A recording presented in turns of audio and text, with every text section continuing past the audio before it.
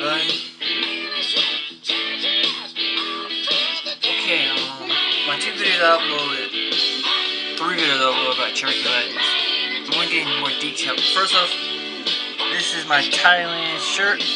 My dad Tracy got for me when he was dating a girl named Rhea over in Thailand.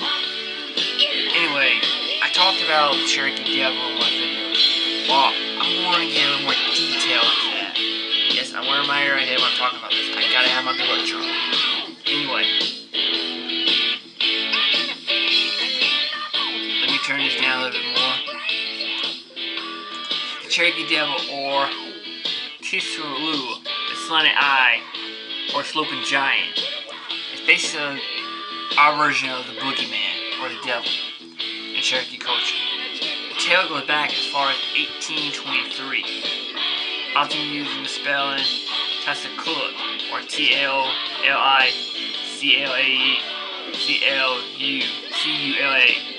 The name just means literally he had been slanted/sloping, being understood to his eyes. Although the word eye, Atakaputan, is not a part of it. In plural form, it is also the name of a traditional race of giants in the far west. Meaning that Bigfoot, Yowie, Sasquatch, Ape-Man, Skunk Ape, the Red Delph, the Green-Eyed Beast, Stony Giant, they all form a Bigfoot race of Indians, really, if you think about it, or race of humanoid beings. Anyway, the legend goes back as far as 1823, the first recorded record of the Cherokee Devil and everything. Yeah, another report of it back in June 5th of 2010. So you do 1823 divided by 2010, that's almost, let's figure up the math real quick. Okay, 1823 minus 2010, 1823 minus 2010, that's like 187 years these sightings have been happening. So this creature's over, I would say, in the thousands. They've been sighted in North Carolina, South Carolina Mountain State Parks, while North Carolina least sightings, Virginia, Kings Mountain, North Carolina, north of Kings Mountain, and everything. And quite frankly, okay,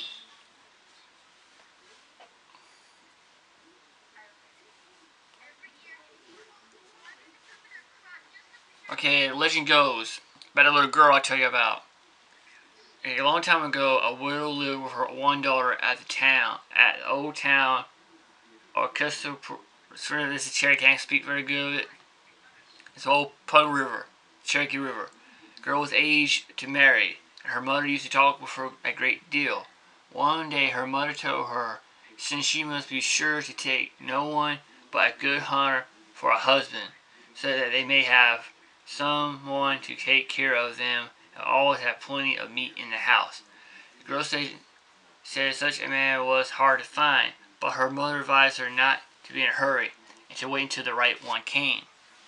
Basically, the short story is, this Bigfoot came in the house and took the girl.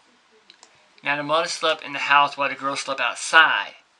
Okay, the girl slept outside, no wonder. One dark night, a stranger came to start waiting to court the girl. But she told him her mother would let her marry no one but a good hunter. Well, the sister, I am the great hunter. So she let him come in, and he stayed all night. Just before dawn, he said he must go back now to his own place, but that he had brought and stayed all night. That he had brought some meat for her mother, and she would find it outside. Then he went away, and the girl had not seen him. When the day came, she went out and found there a deer, which she brought into the house to her mother, and told her it was a present from the new sweetheart. Basically, in Native American culture, it's not that odd for Native Americans to end up dating or get kidnapped and have interbreed with Bigfoots. Back then in 1816, a mining group of miners, been mining for years, like 2 or 3 years, hadn't seen a woman since then. Then the saloon opened up, and it had girls there, and the girls had French perfume from France. When the miners smelt that perfume, it drove them insane. Well, legend goes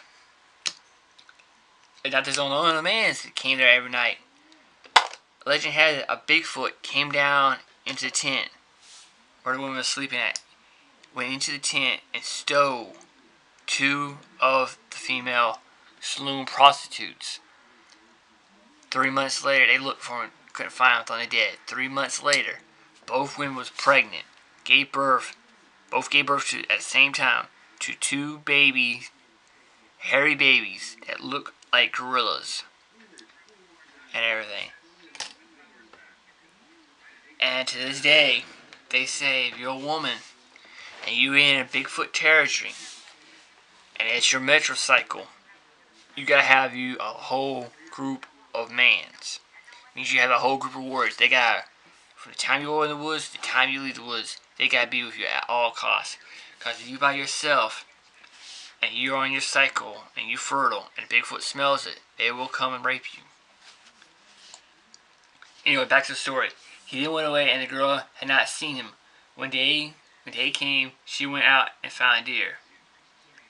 I wish your sweetheart would bring us some wood. Now, whenever he might be, the stranger knew their thoughts. Basically, this Bigfoot can read minds. The Cherokee Devil is a being that can read minds. Almost every night, he came to see the girl, and each time he brought a deer and some other game, but he always left before daylight. At last, her mother said to her, "Your husband always leaves before daylight. Why don't he wait? I want to see what kind of sunlight I have." When the girl told this to her husband, he said he could not let the old woman see him, because the sight would frighten her. "She wants to see you anyhow," said the girl, and began to cry, until at last he had to concern but warn her that her mother must not say that he looked frightful, because other words means frightened in this language. I'm going to spell it out. I can't speak it very good. It's USGA apostrophe SE quotation mark TIYU. The next morning he did not leave so early, but stayed in the asylum, and when it was daylight the girl went out and told her mother. The old woman came and looked in. There she saw a great giant with long slant eyes, twisted, laying double upon the floor, with his head against the rafters in the left corner at the back, and his toes scraping the roof, and a great right hand corner by the door. She gave only one look and ran back to the house, crying, "Asa, Asa!" was terribly angry. He untwisted himself and came out of the sun and said goodbye to the girl, telling her that he would never let her mother see him again, but would go back to his own country. Then he went off in the distance, that was 1900. I mean, many moons. He hadn't been seen for over 1900 years. Basically, in Cherokee culture, that word I just told you means his name, and Uska means ugly, fearful, frightened. Those words right there, basically, Bigfoot, and there's another report sighting died out in the spring of 1979. So the sighting's been around since 1823, 2010, 1978 to 1979. So you basically do the math. Bigfoot sightings like this been around for mankind since the white man, put it that way, and everything. I know there's all kinds of legends in the Cherokee culture, Native American Cherokee, Apache, Arapaho, Navajo, Iroquois, Cree Indians, all the Indians, the Wampus. Okay, the Wampus mask basically is a mask that looks like the Cherokee Devil. If you hang it up on your house or your hut, it will discourage or drive the Cherokee Devil away. That's the Wampus mask right there. It's a cat, really, but it's a mask. See, the legend of the Wampus Cat began with Cherokee Indians who originally settled in this part of the county. Stratford is filled with tales of evil spirits lurking in the deep, dark forest that surround their village. One story is particularly told how a great follower, a brave Cherokee warrior, ventured into the woods to slay an evil demon called the Iroquois that had terrorized his village. He returned in disbelief and crazy state, leaving his beautiful wife, Running Deer, a very widow. Running Deer went out to confront. They were wearing a mask made from the previous face of a wild cat. As in our story, Running Deer steered it away, and from that point onward, took on the responsibility of confronting any forest demons that threatened her village. Some believe that the Wampus Cat, sighted in modern-day Tennessee, is in fact the spirit of Running Deer. Basically, the Wampus Cat is a big old panther. Now imagine a panther the size of a tiger. No matter of fact, phrase that. Imagine a cat with tiger-like stripes that never seen in the daylight. It only comes at night. Lord, whether the Wampus Cat is really a spirit of Running Deer, escaped circumstance, or proves the evil in itself, remain a mystery to this day. Basically, the Wampus Cat in Cherokee culture is still not known to mankind, scientists today. Basically, a lot of these Cherokee legends and Native American legends, scientists do not know about very much.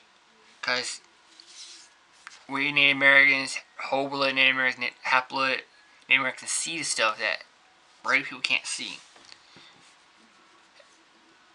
Story come to mind. It said when an Indian dies, his spirit leaves and his body goes back to the ground. Means the color of his skin leaves his body and goes back to the ground. Meaning when he dies, he's white. His spirit leaves and his color leaves.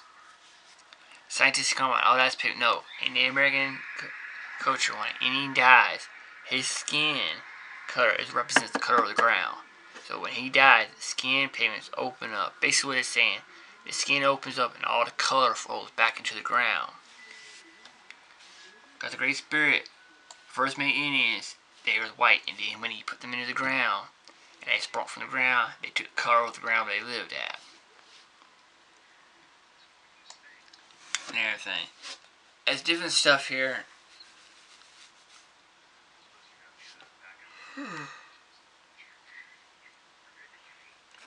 Basically, there's all kinds of legends here in Native American culture. There's actually one group of Indians up in Massachusetts that had runnings of these little called hobbits, or demons, you can say. They got bodies like a little troll, but got a head and facial structure of an owl and everything. They one time was good to people until they turned hateful against human and mankind. Nobody knows why they turned that way or anything. Just they hate humans, period. Basically, legend goes, if you see one and it says, come here, don't go to it, because he's going to say, we want you, not I want you, we want you, meaning it's more of them. And they sometimes play pranks on people, sometimes deadly pranks. They even put an orb, they'll pop an orb in front of you. They be hiding. They have a bright light in front of you and you make you follow it. Sometimes they make you follow it to a ditch or off a cliff. They evil little spirits. Something about they turn against God or mankind or something like that. Anyway, there's different legends. And yes, there's an Indian tribe. I found a legend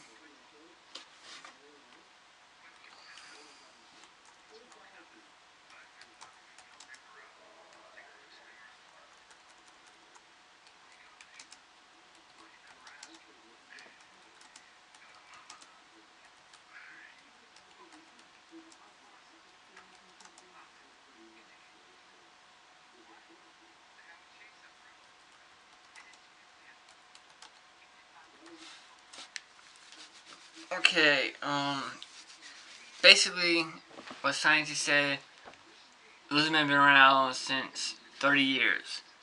But actually, in reality, the lizard man have been around since 1808. I did a little research, called a little friends and everything, and they actually got a report back in 1978. This couple, this young man and this young Indian girl, down in Bishopville and everything, and it'd been two sightings before. It'd been two sightings. First sighting was back in 1988. The second sighting, actually no, my bad. The first sighting was 1927, September 1927. The second sighting was 1988, and the third sighting, no, it's more than that.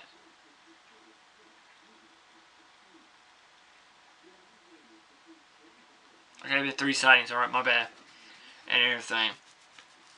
First sighting was in 1927 when the lizard man reappeared. Second was back in 1988. Then another one back here in 1990 and everything. So that's, you could say, about 30, 40 years apart from each other almost. It was first spotted in September 18th, 1927. So, but Native Americans is actually a group of Indians called Iroquois Indians, if I'm not mistaken, actually did trade with the lizard man tribe before, because they had arrangement. The Indians would hunt the land, and the lizard people will live in the water and stay there, because they only came on land to trade and everything. Trade food, trade goods. The lizard people wanted the deer, the people wanted the water and the fish and everything. And if Indians had to use the water to go across, they had to leave a small offering. Because every different they had a bunch of groups of lizard people living in the water. Each lizard group weren't that so much friendly, but legend goes, you leave a small token, like a small animal, like a small little pig or chicken, on a raft. And if the lizard people takes that animal, that means they agree to your deal. But if they don't take your animal, then it means they don't agree to your deal and you can't get on the water. And if you go across the water without offering something, they take you as offering instead. And everything. There's different legends throughout the world. Throughout the United States, they have all kinds of legends. And everything. And to be honest,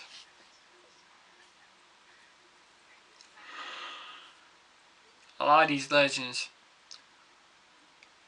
are actually true. And everything. There's all kinds of legends. They got legends about the Thunderbird, Sasquatch, the Rougarou, Dogman, and everything. There's all kinds of stories out there, and you'd be amazed. What you learn about these legends, but also scared at the same time. I remember a story my grandpa used to tell me, and everything. It's still fresh in my memory today. He said, when you look into the eyes of a demon, he said the white man demons are nothing. The demons of the white man are not that terrifying, but the demons of the Indian, the demons of the red man, are things that make nightmares cringe in their seats. Meaning, the white man demons, Christian demons ain't that much. They scary, but the demons of the Indian, it makes your forefathers, makes you, your father, your forefathers, your grandfathers, your great-grandfathers, all cringe in the graves and afterlife. Meaning, those entities are so strong, so evil, even the bravest Indians will drop their weapons and run.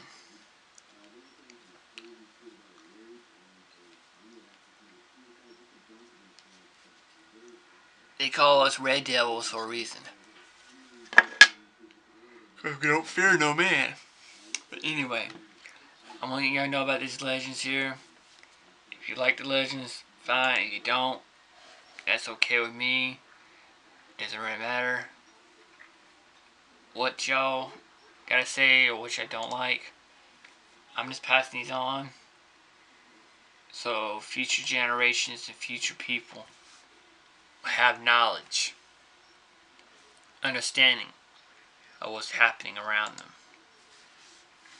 and everything.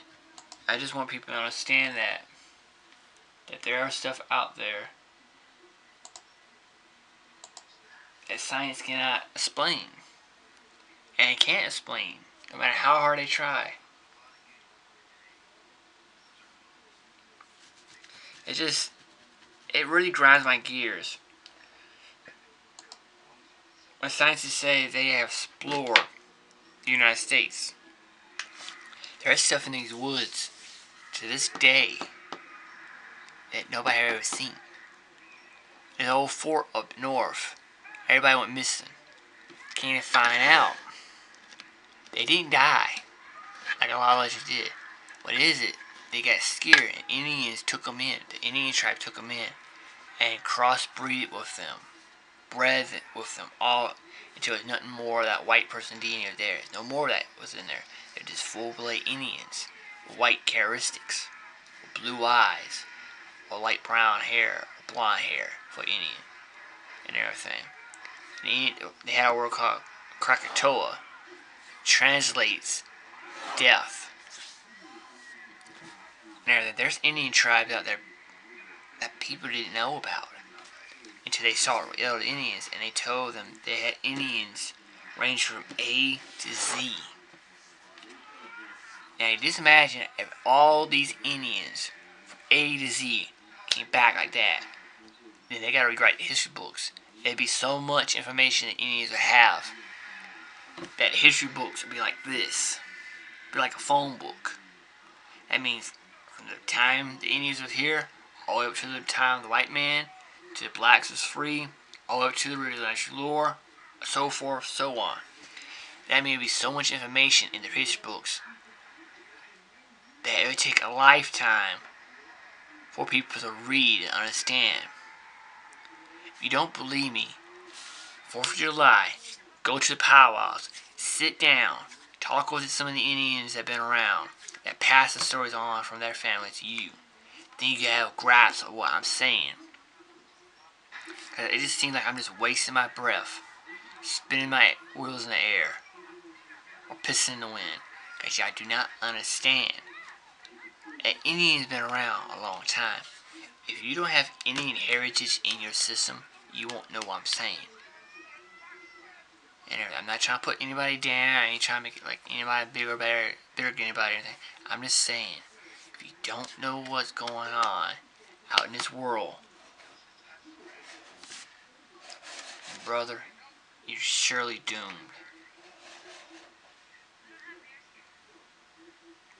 There's things in this world that will make a grown man cringe. I'm 27 years old. My dad's 64 years old. He's been around a lot longer than I have. And he can tell you stories that will actually scare you badly. There's this stuff out there that will actually blow your mind. It terrifies me and everything. There's stuff out there, legends, creatures, that will make a grown man cringe. It even makes Indians scared. There's a lot of legends out there that make us Indians, even full-blood Indians that have been hardened by wind and rain and snow and war, drop down and crow like a little baby. I just mentioned to y'all one. Cherokee Devil. That makes anybody cringe. This is my end of my video. Good night.